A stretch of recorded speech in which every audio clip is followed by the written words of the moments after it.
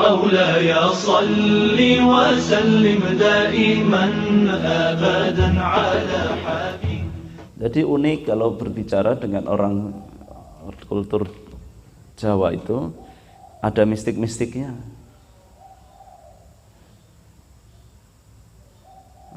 Jadi nggak bawa. Itu kalau orang Jawa, kenapa pakai tasbih itu? Tasbih itu bisa menjadi alat mistik. Bisa dia pakai ngobrol sama orang Jawa. Kalau kamu pakai alat pencetan kayak Iqbal itu, mana Iqbal? Nah, itu kan biasa dia. Kalau istighfar dia pakai alat pencetan, teng. Itu gantinya ake apa alat istighfar sih? Ya, kalau Iqbal istighfar lah masih. Kalau nggak mudeng-mudeng kan istighfar. Istighfar. Ya beda bagi orang Jawa rasanya maknanya tetap pakai tasbih. Karena ini bisa dipakai ngobrol sama orang. Ini keramat itu loh. Benda yang sifatnya lebih ke benda bisa dimistikkan dan tidak ada masalah begitu. Kita pakai alat untuk bicara dengan mereka. Jangan menuhankan benda. Ini hanya sebuah sarana untuk ketemu sama orang. Blangkon ini itu dulu pakai imamah. Kalau orang Jawa pinter, ya udah ada didesain sekalian. Daripada buka tutup lama kita. Kata dia orang Arab nggak cerdas kalau buka tutup kelamaan. Bikin ini sama dia langsung permanen kayak gini, aman sudah. Tinggal make. Ini kan sorban.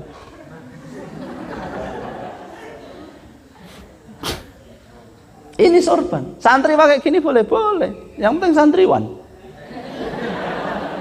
Santriwati jangan. Santriwati pakai jarik boleh asal lebar. Sesuai menutup aurat ya, jangan yang rusak kalau itu. Jangan anti batiknya. Jangan anti jariknya. Ya. Yang enggak sesuai dengan syariat ya tentu enggak boleh, tapi yang sesuai tetap boleh. Ukurannya itu syariat. Jadi kembali lagi, ukuran semuanya itu syariat. Oh ini jilbab saya bikin modif jilbab batik, silakan. Memang belum ada kan? Kenapa enggak mendesain jilbab dari batik? Sebenarnya gitu-gitu kan batik, ini dipakai Lutfi itu. Yang lain kan polos, ini pakai Anida itu kan batik. Batik bunga kan? Kan bukan batik kawung, bukan batik Tirto Tejo kan? Tirto Tejo itu nama batik. Kawung, Tirto Tejo dan Liris. Jalan-jalan di sekitaran pondok kita itu nama-nama batik. Itu Jogja semua itu bawaan. Jadi boleh. Kalau kalian mau jadi pengusaha jilbab batik silakan. Pakailah apa yang mendekat kepada masyarakat. Itu sebenarnya yang mau saya sampaikan dalam dakwah. Pakailah sesuatu yang dapat mendekatkan kalian kepada masyarakat. Karena kalau kalian jauh dari masyarakat, bagaimana mereka mau mengenali kalian? Itu baru kalian loh ya. Kalau kalian menjauh dari masyarakat, bagaimana kalian mau mengenalkan Islam kepada mereka? Apalagi keris. Keris itu kan mlungker ra iso ngiris.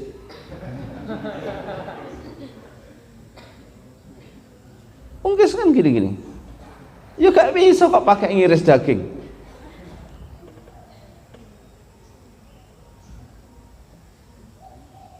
Itu menggores bisa, tapi kalau memotong nggak bisa. Keris itu apa sebenarnya?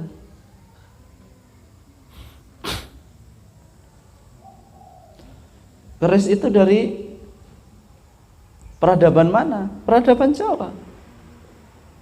dulunya.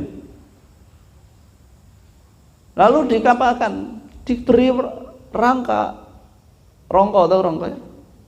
Tempat itu, rumahnya keris itu. Bentuknya gimana? Ini kan bagian dekatnya apa namanya? Gagang. Itu kan bentuknya ini. Ini bulan sabit. Bentuknya bulan sabit. Dulu nggak ada warangko seperti itu, lalu dikasih oleh orang, lalu dikasih begini, biar apa? Bagus, bukan biar bagus sebenarnya. Sambil dikenalkan ini itu bulan sabit, hilal. Bulan sabit itu peradaban mana? Islam. Kerisnya peradaban Jawa, bulan sabitnya peradaban Islam, disambung.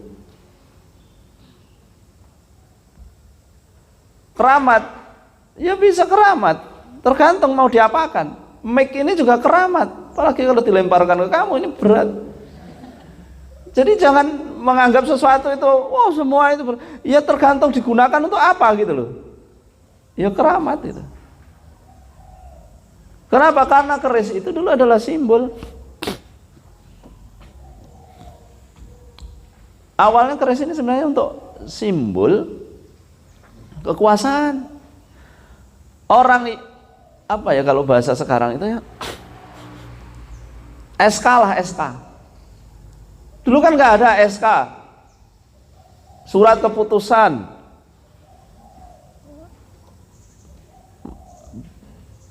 apa namanya, apa menimbang, pertama mengingat, memperhatikan, dan seterusnya, memutuskan Sri Sultan Hamengkubuwono menjadi, ya gitu nggak ada dulu. Karena bahasanya bukan bahasa tulis. Yang ada adalah bahasa perilaku, simbol. Karena itu maka kemudian dibikinkan apa supaya kemudian seseorang itu kalau dia mulia, kalau itu dia terhormat, kalau dia itu punya kedudukan, kalau dia itu memang berbeda dengan keumuman orang, bagaimana? Dibikinkanlah kemudian sebuah senjata. Karena senjata itu menunjukkan sebuah kesiagaan, kesiapsiagaan seseorang di dalam mengemban amanat itu dengan sebuah senjata. SK itu senjata. Kamu kalau mendapatkan SK untuk menjadi apa, itu bisa kamu gunakan untuk melakukan apa yang menjadi kewenanganmu di situ. Saya menjadi SK, menjadi direktur. Lah saya punya kewenangan untuk melakukan tugas saya sebagai direktur. Sejak kapan? Sejak dapat SK. Seorang raja sejak mendapatkan pusaka, dan pusaka itu salah satu wujudnya adalah keris itu, karena indah, karena bagus, didesain, diukir, keris ada ukirannya, besi yang diukir, bahkan mungkin bukan besi, saya nggak tahu bahannya secara, bukan besi biasa begitu maksud saya.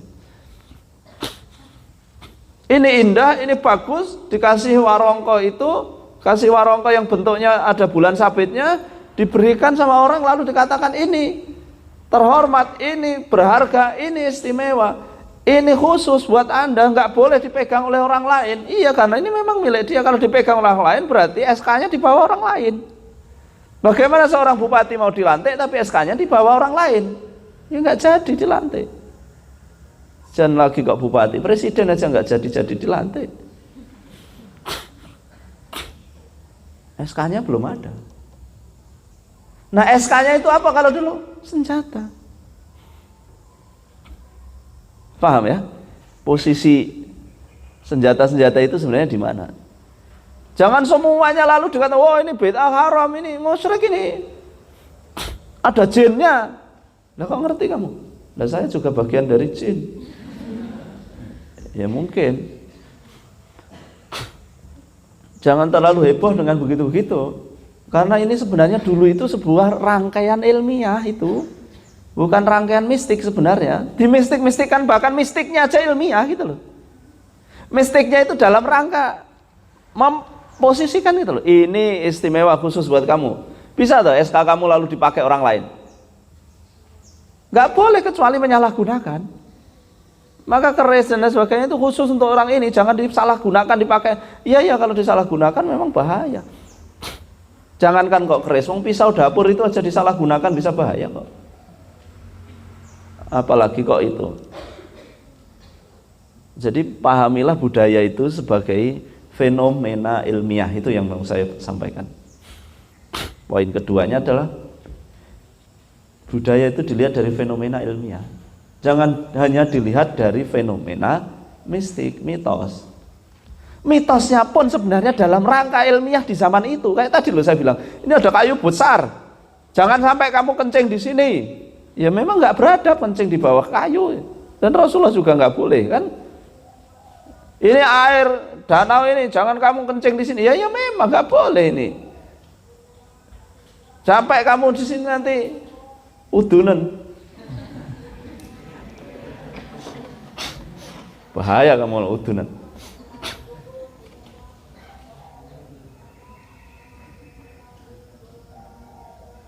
Ya memang nggak boleh. Itu jangan selalu dimaknai. Oh berarti kan orang dulu dipahami. Ini sing bau reksa nggak? Tahu sing bau reksa? Yang bau reksa itu ya penunggunya ini nggak ridho nanti kalau kamu perlakukan ini nggak baik. Iya, itu dibuat begitu supaya apa? Supaya orang berhati-hati. Karena susah ngasih tahu orang dengan seperti orang sekarang. Orang sekarang ini kan kalau justru didetailkan malah dirusak. Gitu. Iya kan? Karena dia akhirnya tahu rumusnya. Lalu diotak-atik gitu kan. Itu kadang-kadang bahayanya. Maka ngomong sama santri itu jangan detail-detail. Kalau ngomong detail-detail malah dirusak nanti. Karena dia udah tahu rumusnya. Oh ini kayak gini, gini. Ngasih tahu itu kadang umum gitu aja. Biar paham itu. Karena kalau didetailkan malah dirusak sama dia, dirubah-rubah nanti sama dia. Ketentuannya dirubah-rubah kalau terlalu detail. Maka umum aja sekarang. Sebelum lulus gak boleh menikah, umum sudah. Kenapa? Gak usah kasih kenapa. Keramat itu. Bahaya itu. Umum, udah gitu aja. Ngasih tahu santri itu yang umum-umum aja, jangan didetail-detailkan. Nanti kalau didetailkan bahaya. Malah dicari rumusnya. Berarti kalau kurang sehari, kalau kurang 2 hari. Jadi poin 1 tadi mendekatlah ya, mendekat kepada umat. Umat kalian itu memang macam-macam. Loh umat sekarang apa masih pakai budaya begitu? Ya kalau kamu tinggalnya di kota begini kamu nggak ngerasakan. Coba kamu ke daerah pinggiran.